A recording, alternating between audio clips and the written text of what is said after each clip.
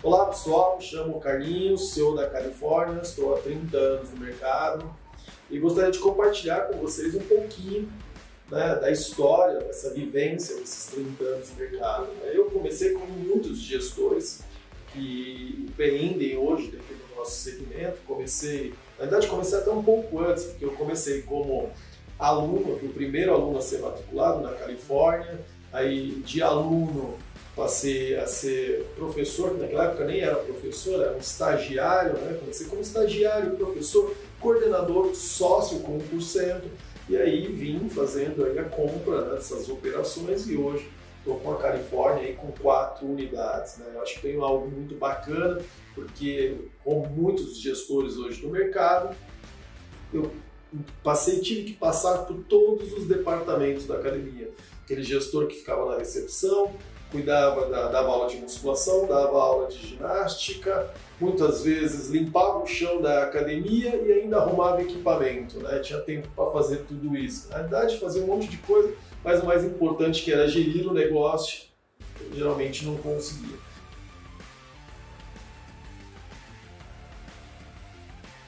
A Califórnia não tinha o porquê do nome Califórnia. O nome da Califórnia ele surgiu porque existia uma empresa de equipamentos que chamava California Equipamentos e a primeira unidade foi comprada dessa empresa. Esses equipamentos foram comprados dessa empresa. Então o nome da empresa chamava Califórnia. Falou, vamos colocar o nome Califórnia na academia? E aí surgiu o nome. E aí com o tempo, e era até um gorilinha, muito parecido com a World Inc., a academia americana, que tem um gorilinha em cima do planeta. E em um determinado momento, aquele logo do macaquinho fortinho não fazia mais sentido para o mercado, para onde o mercado estava caminhando, E a gente tirou. E no processo de rebranding da marca, um consultor especialista em branding falou, por que a gente não realmente associa o nome Califórnia, ao estado da Califórnia? Tem tudo a ver, com o esporte, com essa vibe.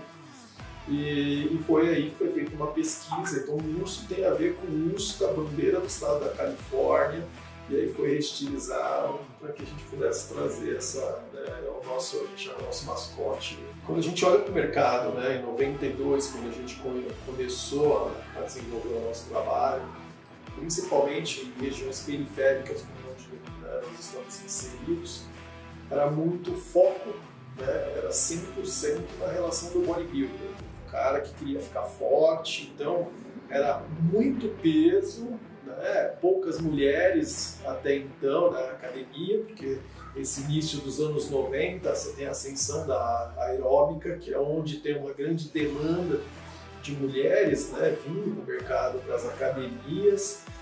E eu acho que esse processo de adaptação foi um processo no qual nós, da Califórnia, sempre procuramos olhar o mercado lá de fora, esquecer um pouquinho de onde nós estamos inseridos e ver como que a gente consegue olhar as melhores práticas dos melhores players do mercado e adaptar a nossa realidade. Então, a gente foi buscando, olhando para o mercado que estava acontecendo no mercado fora, tanto quando eu falo fora, tanto da região, do bairro onde a gente estava inserido, como também olhando para o mundo, o que está acontecendo lá fora, que a gente consegue de alguma maneira modelar e trazer. Então isso está muito dentro da essência, da cultura da Califórnia, de olhar, entender o que tem no mercado e como que a gente pode adaptar isso e trazer para o nosso cliente.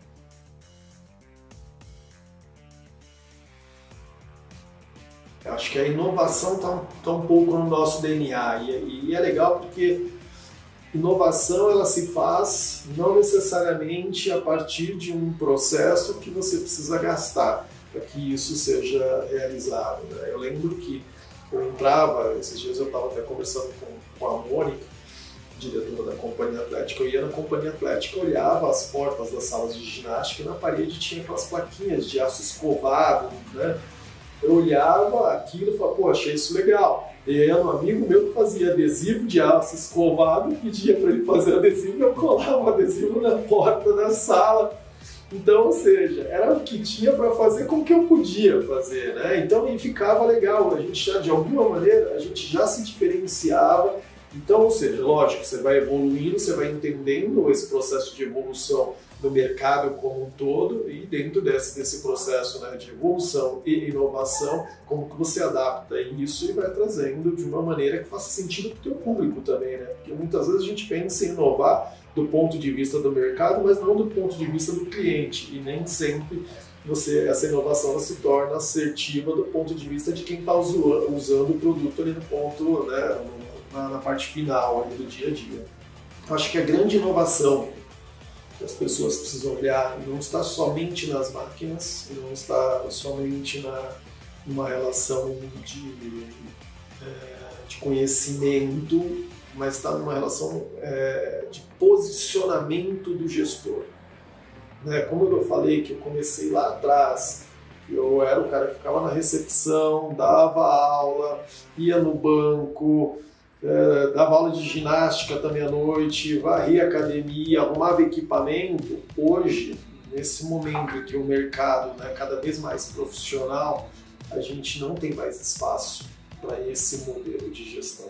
Então, o gestor precisa entender que ele precisa literalmente ser um gestor, né? Ele precisa trabalhar na estratégia do seu negócio e não na operação do seu negócio. Então, muitas vezes, ele fica tão focado, achando que não dá para ele ser estratégico, investir na estratégia, que ele fica só ali na operação e ele não entende que, na realidade, ele está deixando de evoluir, né, de inovar e de crescer justamente por esse tipo de prática que ele vem assumindo no dia a dia do teu negócio. Então, eu acho que se tem algo que o gestor precisa entender, que aquele gestor 360, que entende de tudo, que faz tudo dentro da academia, né, corre um risco muito grande de se tornar obsoleto. Por mais que ele entenda de tudo, mas ele vai em algum momento se tornar obsoleto. Porque o mercado precisa de gente que esteja pensando em estratégia, né, cada vez mais em exponencialidade, falando de crescimento exponencial. Se você não estiver focado na estratégia do seu negócio, vai ser muito difícil você realmente conseguir evoluir e crescer dentro desse mercado.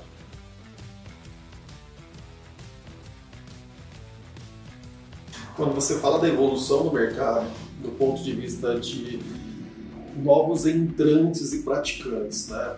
O número que a gente tem, que é um número, né, que todo mundo conhece, que é um número que é isso atrás, a gente está falando de 4,9% da população brasileira pratica atividade física dentro das academias. É um número que a gente até brinca, né? Ad eterno, que a gente sempre escuta falar desse número. E aí, quando a gente vê o que aconteceu relacionado à pós-pandemia, eu acho que as pessoas começaram a sentir que elas precisavam ter uma vida mais ativa, né? Eu acho que a pandemia trouxe aquela situação de, pô, se você tem doenças crônico-degenerativas que muitas vezes vêm de um processo de inatividade, você tem maior risco, né, de talvez ter uma morte decorrente, né, dessa pandemia. E, enfim, eu acho que acendeu um sinal de alerta, né, nas pessoas. Porém, né, como o mercado está preparado, né, ou para trabalhar com essas pessoas, né? Então, será que o movimento, será que o jeito de atender os clientes não está sendo o mesmo de pré-pandemia e a gente querendo ter resultados diferentes? Será que a gente não está trazendo novos entrantes para o nosso negócio, né, para as academias, mas ao mesmo tempo a gente não está expurgando eles, colocando eles para fora das academias, porque a gente ainda não percebeu o como, né, gerar uma experiência diferente ou adequada para esse momento desses entrantes que muitas vezes não tiveram nenhum tipo, né, de experiência com o fitness, porque o fitness, quando a gente olha dentro das academias, parece que as academias foram feitas para trabalhar com quem gosta de academia e não para quem não gosta de academia. E talvez esse seja um dos grandes erros, talvez por isso que a gente tem uma penetração tão pequena com relação à população que pratica atividade física dentro de academia.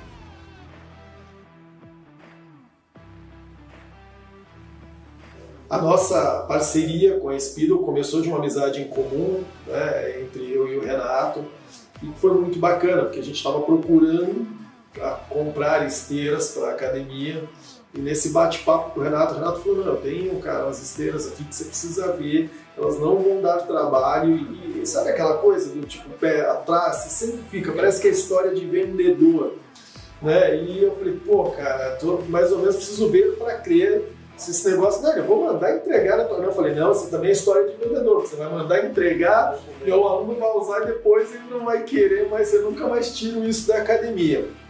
E para nossa surpresa, porque a gente já começou num momento, né, como falando 30 anos, a gente passou desde aquele momento que não tinha esteiras nas academias, né, a gente não tinha esteira, tinha só aquelas bicicletas bem antigas de correia, e foi evoluindo, comprando outra marca, e para nossa surpresa, né, eu acho que foi uma coisa muito positiva, uma surpresa positiva, a partir do momento que a gente adquiriu as esteiras, né, da Speedo, para a gente foi libertador em 2 pontos, porque como a gente atende demandas, né, então eu vou dar um exemplo, eu tenho uma unidade que tem 10 esteiras e 3.000 alunos, então imagina o volume de uso diário, né, e a gente tem praticamente 0 problema, né, com essas esteiras. Os problemas que tem são problemas rotineiros, que é de manutenção preventiva, que é trocar a lona e lubrificação. Então a gente parou de ter aquele probleminha que tipo, putz, leva para arrumar, chama técnico, ou não chama técnico. E falando em técnico, acho que esse é um ponto também muito importante, né, que eu acho que é um problema que eu sempre tive, que era o pós-venda, né, aquela coisa do tipo, puta, antes de me vender eu te entrego tudo, ou dentro do primeiro ano pode contar comigo, só que depois você fica à mercê de técnicos do mercado, né? Com a Casa do Fitness a gente nunca teve esse problema, pelo contrário, tudo é muito rápido, tudo é muito ágil, né, e a gente consegue literalmente ter a tranquilidade de ter os equipamentos funcionando e os nossos alunos inteiramente satisfeitos com o serviço que a gente se propõe a entregar.